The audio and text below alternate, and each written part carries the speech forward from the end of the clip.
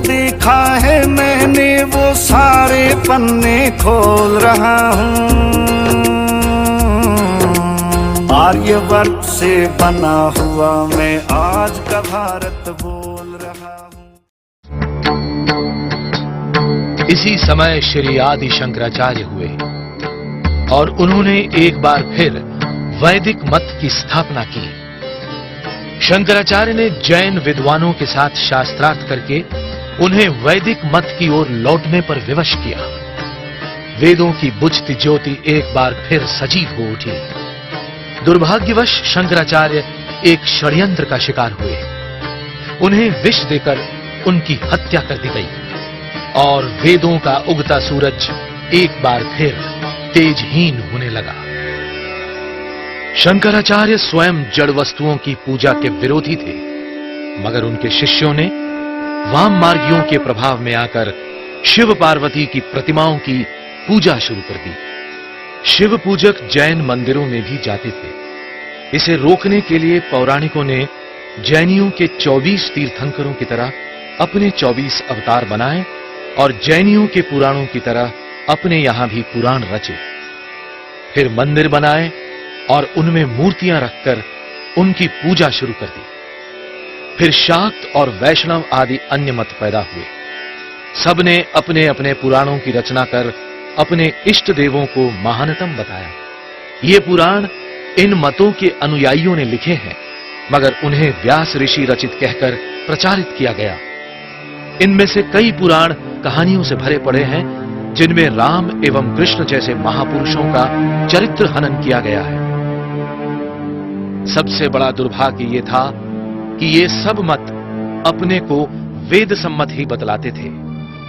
वैष्णवों ने विष्णु जी के चिन्हों जैसे कमल, शंख और चक्र आदि को आग में तपाकर शरीर पर दागने को मुक्ति का मार्ग बताया। आर्यावर्त के मनुष्यों ने सच्चिदानंद स्वरूप परमात्मा के विष्णु और रुद्र आदि गुणवाचक नामों को बुलाकर उन्हें व्यक्तिवाचक बना दिया और हर एक नाम की एक अलग आकृति गढ़ ली। एक ओर वैदिक धर्म में ये विकृतियां पनप रही थी, तो दूसरी ओर विदेशी मत अमरबेल के तंतुओं की तरह भारतवर्ष की संस्कृति और अस्मिता का दम घोंट रहे थे। तेजी से धर्म परिवर्तन हो रहे थे और इन सब से आंखें मूंद कर धर्मगुरु मोक्ष प्राप्ति के नए नए सरल साधन उपलब्ध करा रहे थे और जनता को भ्रम जाल में फंसा रहे थे। नए नए व्यक्ति केंद्रित मतों की स्थापना होती गई और देश जातियों, क्षेत्रों और भाषाओं में बंटता चला गया। पहले इस्लाम और फिर ईसाईयत ने यहां पैर पसारे। विदेशी आक्रांताओं ने न केवल भारत का खजाना लूटा, बल्कि यहां की संस्कृति को भी नष्ट कर दिया। भारत ने एक राष्ट्र के रूप में अपनी पहचान खो दी और हमारा आर्यावर्त पराधीन हो गया। इसी काल में अनेक सामाजिक कुरीतियों ने भी जन्म लिया और देश अंग्रेजों का गुलाम बनकर रह गया। हमारी बिखरी हुई अस्मिता को एक सूत्र में पिरोने वाला कोई नेतृत्व, कोई शक्ति, कोई आदर्श हमारे सामने नहीं रह गया था। चाचा जी, मैंने पढ़ा है कि उस समय कई संस्थाएं समाज सुधार का काम कर रही थी। बिल्कुल, राजा राम मोहन राय जैसे कई महानुभावों ने समाज सुधार का काम किया। हाँ, 19वीं सदी में कई महापुरुष हिंदू समाज से कुरीतियों और बुराइयों को मिटाने के लिए आगे आए और उन्होंने अनेक संस्थाओं का गठन भी किया, जैसे ब्रह्मो समाज, प्रार्थना समाज, देव समाज। और इन संस्थाओं ने कुरीतियों को मिटाने की दिशा में कुछ सार्थक काम भी किया। तभी भारत के सामाजिक क्षितिज पर एक प्रखर पुरुष स्वामी दयानंद सरस्वती का उदय हुआ।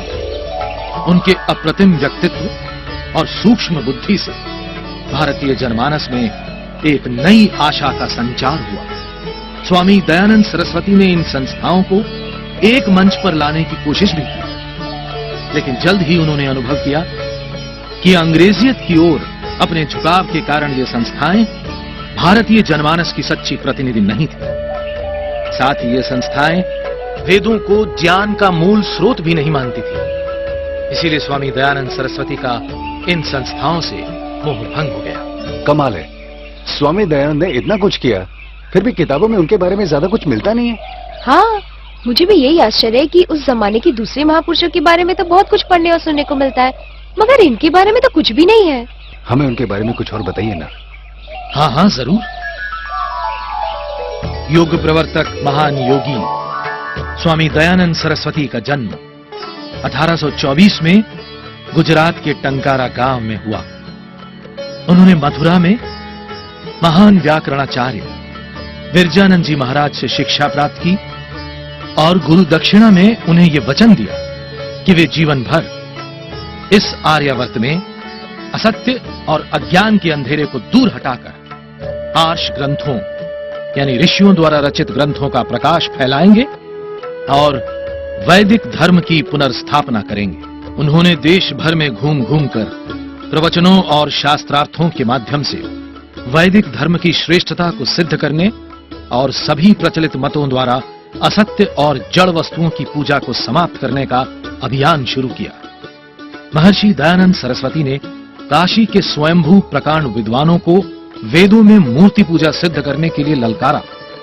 सन 1869 में एक ऐतिहासिक शास्त्रार्थ में काशी के 27 चोटी के विद्वान मिलकर भी मूर्ति पूजा को वेद सम्मत सिद्ध नहीं कर पाए, लेकिन एक षड्यंत्र के अंतर्गत इस सच्चाई को जनता तक नहीं पहुंचने दिया गया। सायन, उभट, महीधर और मैक्स मुलर के वेद भाष्यों में पशु बलि जैसी झूठी बातों का निराकरण करते हुए स्वामी जी ने वेदों के वास्तविक अर्थ को स्थापित करने का महान कार्य किया। साथ ही उन्होंने अनेक राजाओं को संगठित कर उन्हें देश की आजादी के लिए प्रेरित किया। परिणामतः एक बार फिर भारतीयों में स्वाभिमान की लहर दौड़ने लगी और देश क्रांति की ओर बढ़ा।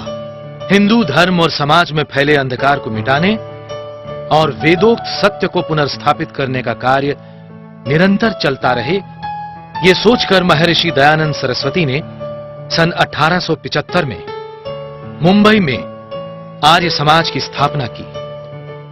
आर्य समाज के माध्यम से उन्होंने समाज को परोपकार का संदेश देते हुए विश्व को श्रेष्ठ और सुखी बनाने का आह्वान किया।